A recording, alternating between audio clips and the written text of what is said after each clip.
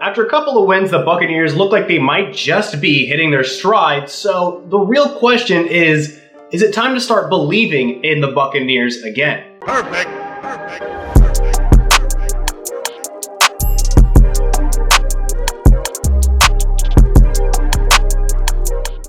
So excuse me, my voice sounds a little bit funny right now. It's finally getting cold in Texas, like properly cold in Texas, and all that cold weather stuff really does actually still hit your boy. So, the nose is a little bit red, my voice might sound a little bit funny. However, we're gonna try to chug through this. I'm gonna try to get you to the meat of this video, and let's just get things going. After a couple of wins, by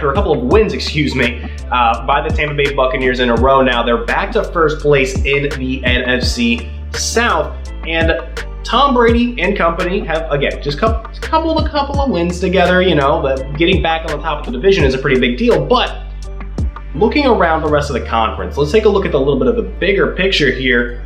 Do the Tampa Bay Buccaneers stand like a real chance going the rest of this season? Looking at the rest of their schedule, the best two teams that they're going to play the rest of this season are going to be the Cincinnati Bengals and the San Francisco 49ers here very shortly. But the Tampa Bay Buccaneers are honestly maybe one of still the best teams in the NFC. I know there's a number of decent teams so far. The Minnesota Vikings right now, only one loss so far in the season after that big victory over the Buffalo Bills. Of course, you've also got the Dallas Cowboys, the New York Giants, and the Philadelphia Eagles, who suffered their first loss on the season this past week to the Washington Commanders.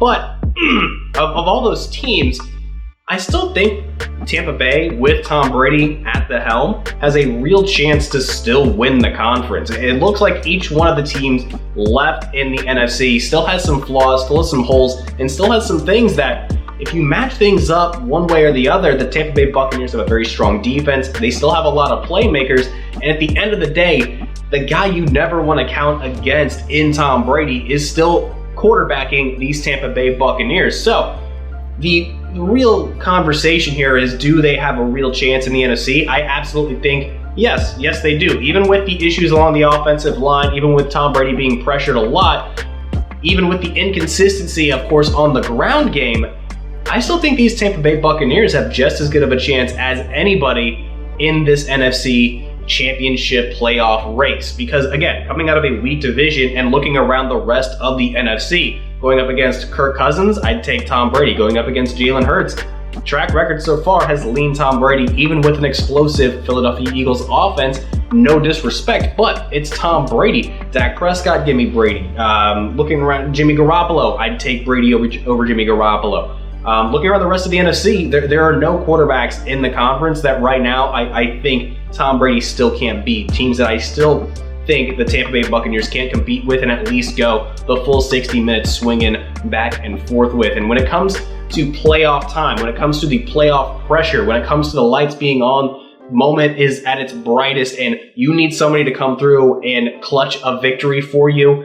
As a Patriots fan, and I've watched Tom Brady for over 20 years, there's no guy in NFL history, goodness, that I would rather bet on in Tom Brady. So, looking at the rest of this season, looking at the trajectory of, and the inconsistency, really, of the rest of not just the NFC, not just the NFC South, but the rest of the NFL in general, it's been a really wacky, wonky, and wild season.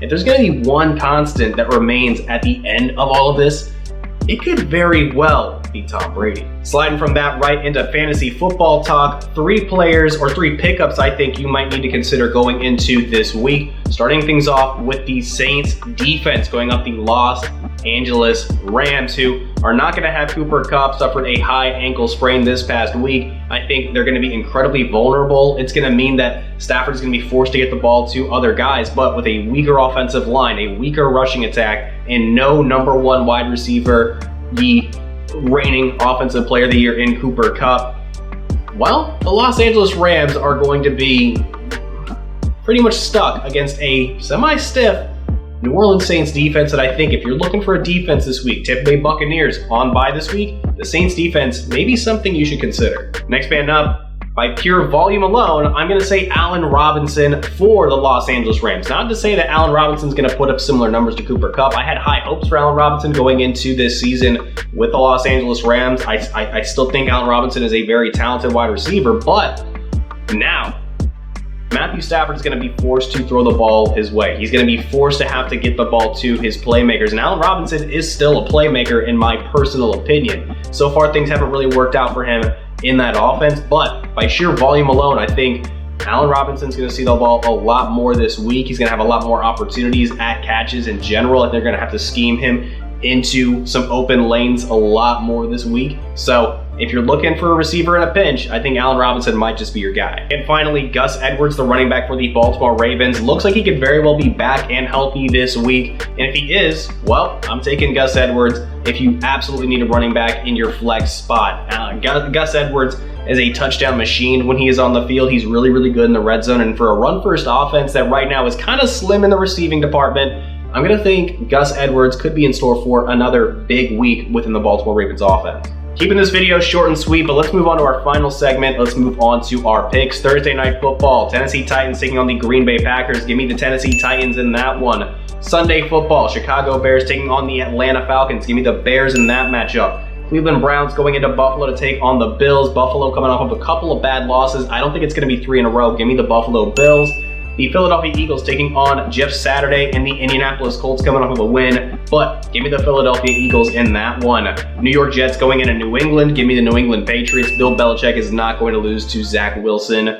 Los Angeles Rams and the New Orleans Saints. Give me the Saints in an upset potentially this week. Detroit Lions taking on the New York Giants. Give me the New York Giants. Carolina Panthers taking on the Baltimore Ravens. Give me the Ravens in that matchup. Commanders versus Texans in Houston. Give me the Commanders after a big win on Monday Night Football. Las Vegas Raiders taking on the Denver Broncos. Give me the Broncos in that one. The Raiders just have not shown up so far this season when it matters most.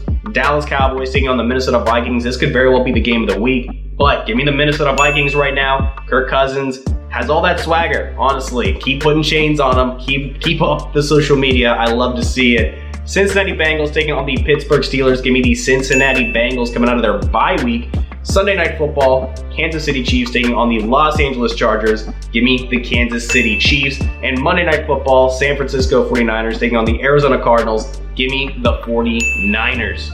And your bye weeks for this week, your bye week teams anyway, the Miami Dolphins, Seattle Seahawks, Tampa Bay Buccaneers, and the Jacksonville Jaguars. Short and sweet one this week. Your boy's been, well, dealing with a little bit of the cold and just trying to get over that. So thank you so much for watching the video. Of course, feel free to stick around and watch some more content. Like, comment, share, subscribe, and of course, get the bell on to know every single time I'm dropping a video. My name is Tristan Blake Rines. Catch you in the next one. Adios.